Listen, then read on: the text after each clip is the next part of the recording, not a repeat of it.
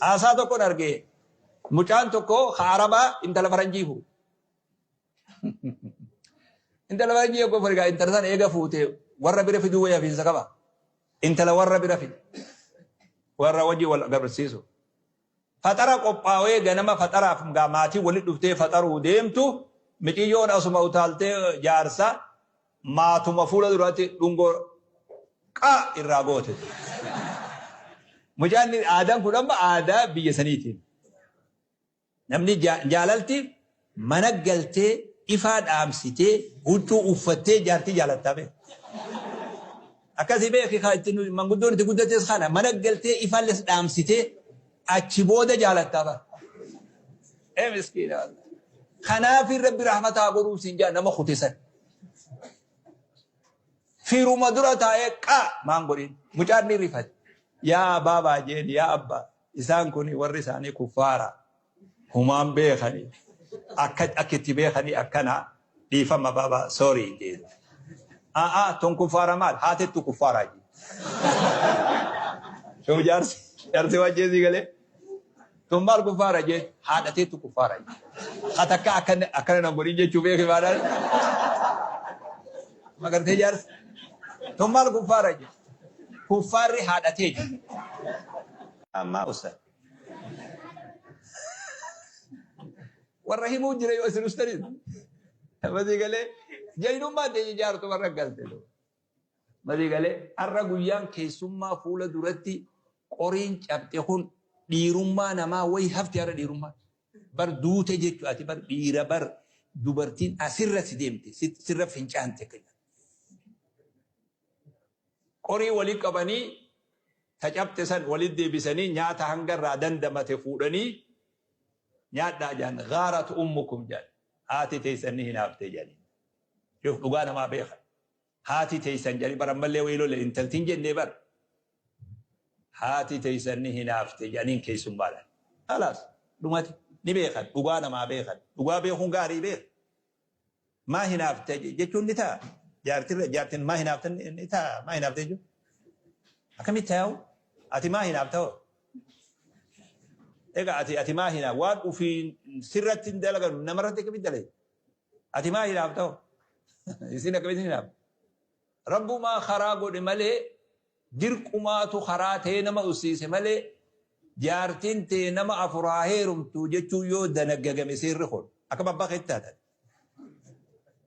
Egaa akka babbaa keetii gootaan siin jee. Arra faraqaan haagamas bortuu malee odoo dubbiin kun gama kee gore mee akka babbaa keetii jiraatu beeku. Waan ulfaataa beeku. Uma Rabbi karaa godhe laafaa ruuhii teenya irratti ta'e malee waan ulfaataa beeku. Dubartii irratti waan musiibaa guddaa. Ghaaratu ummukum jaan. Shoof dubartii haati teessan ni hinaafte. Hangaruma fidan. Kana hunda seera jiruu jireenya nabii kanarraa barree jiruun teenya akka jiruu rahmataa taatu. Ufiifuu harkaa'uu humaan qabnu. Takkaa jaartillee ilmaanillee gammachiifnee beeknu hedduun keenyaa beeku. Ilmoo teenya akka ufii feenutti akka ilmoo sun feetu goonee ni jira naaf yaadu. Akka ilmoo saniif barbaachisu goonee ni jira namni ilmoo qabu. Hin dandeenye. Humni keenya harki keenya hanqataadha. Yoo sanillee dadhabne akka rahmatuma nu biraan dhabne. Manni kurree amma waan birootiin gammachiisuu hin dandeenyu. Waan qabnullee. Akka manni tokko itti gammadu godhuu hin dandeenyu. Haala amala bareedaadhaan gammachuu mana kanatti galchuu hin dandeenyu. Hojii ilmaa wajji hojii akkaataa bareedan haadha manaa wajji akkaataa bareedan jiraannee mana kan mana gammachuu godhuu jiruma laaftuu tana jiruu jabduu godhuu jiruun gizee gariin dhangaggoo itti fakkaatu tana akka mi'ooytu godhuu ni danda'amaa beeku. Ciish hayaata akka jedhan kitaaba wayii barreessan. Jiruu tee jiraadhu jaan jiruu ofii qabdu jiraadhu jiruu namaa jiraatuun hin ta'u. Ati jiruu tee jiraatta jiruu mataa keetii jiraatta malee jiruu akka abaluu jiraachuu hin dandeessu. Abaluu ati.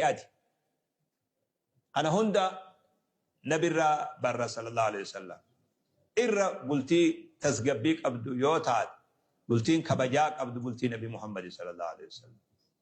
Maatiin jaalala qabdu yoo jiraate maatii nabi Muhammad sallallahu alaihi wasallam. Isin galee kana baraa deemna faayidaan isaa faayidaa laafaame. guyyaa ramadaana irraa kaafnee ilaa guyyaa irratti akkuma leenjiitti yoo fudhanne waan kana akkuma leenjii tokkotti dirqama naa fi uummanni taa'u kun kitaaba kana banee xumuruun dirqamaame keessa fiigee bakka babbareeddu baneellee yoo isinirra qaree bakka keessaa akka gaariitti nama wajjin nu laalchiftu jechuudha. Keessaa babbaneellee walii qabee waliin teenyee laalle caayaa bareedaa kana jala caayarraa habareedu caayaan nabiin jalatti haasawame irra sallallahu alaihi wasallam caayaan bareedu hin jiru. Teessoon bareedu teessoo nabiin keessatti haasawame irra teessoon bareedu hin jiru. Haasaan bareedu haasaa quraanaa fi hadiisa irra bareedu hin jiru. Waman asdaqu min Allahi haditha. Waman asdaqu min Allahi qiila. Nadii galee haasaan kanarra bareedu hin jiru. Kana akkuma leenjii tokkotti qabannee manatti hin deebinee oollarratti, maatirratti, fira waliin dalaynatu. Faaximaan yoggaa achii as baate lafaa kanii dhaabbata marhabaa bi'ibni anaa dhufu intalatiyya anaa dhufu jedhan. Firaasha wanni ufirra teessan afata ufi waan ufii afatanii ta'anirra teessan. Kamii kabajaan dubartii kanaa ol. Kabajaa akkam kabaja. Kabajaa mataa qullaa deemuti. Kabajaa uffata gabaabsuti.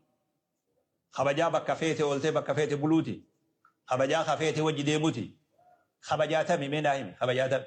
Kabajaan bakka biroo jirtu tanu biraa dhabamte tun kabajaa tami hinji. Mee ammumaa wajji gatiitti ilaali tam dhabne kabajaa tam dhabne. Kabajaa dubri akka fedhetti bakka fedhe deemee abbaa fedhe wajji deemee waan fedhe hojjetee haa jiraatu yoo taate san shari'aatu dhoora. San analleemi silleemi rabbiitu dhoora. Wanni kun immoo miidhaadhaa rakkoodhaa jiru. Rakkoo immoo laallee argaa jiru. Maaliif akka saaxilamaa jiru. Dubri hizaabarra baxraale du'aa akkam akka du'aa jiru. Alaa jiru. Dhiirti akka malee hatee sarara gallakkiftillee du'aa akkam du'aa jiru. Namni sobaan wal qabee wajji deeme khaatimaan isaa akkam akka taatu hunda argu jiru. Laakiin warri baduu dibbeessan dhaga'u jira. Gandi baduu taa'u sagalee nama isatti duuluu san dhaga'u jira. Warri kun baduuf ta'a wanni beeytuun sagalee itti duultullee dhaga'u.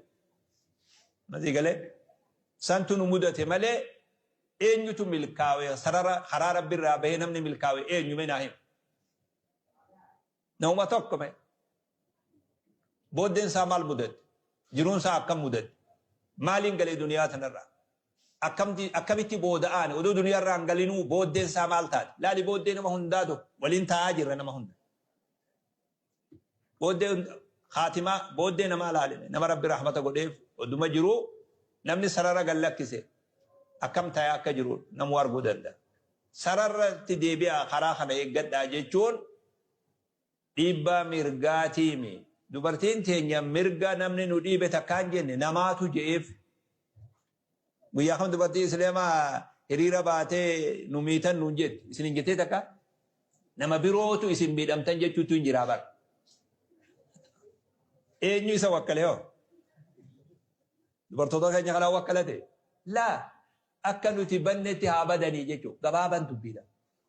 Tokko badee tokko hin taa'u jechuudha. Walgaggafata taatii san dhageessuu akkasii beek. Amma wanni deemaa jiru kana nuti waan hungallee umar tokko badee tokko hin taa'u jechuudha. Maalan hangana. Jaartii eenyutu badee jaartiin eenyu nagaan ta'es. Dubra eenyutu badee dubri eenyu nagaan ta'a. Bayi gabbayi golaa bayi jeen. Gola tabitti awwaalle du. Gola tam qabnaawu. Gola tam qab. Golli itti nama awwaalan mirga namaa itti dhiiban hin jaarranne nuti bar gola san. Hin qabnu. Nadii galee. Namni hoggaa waan ufiin beeyne waan namaatu nama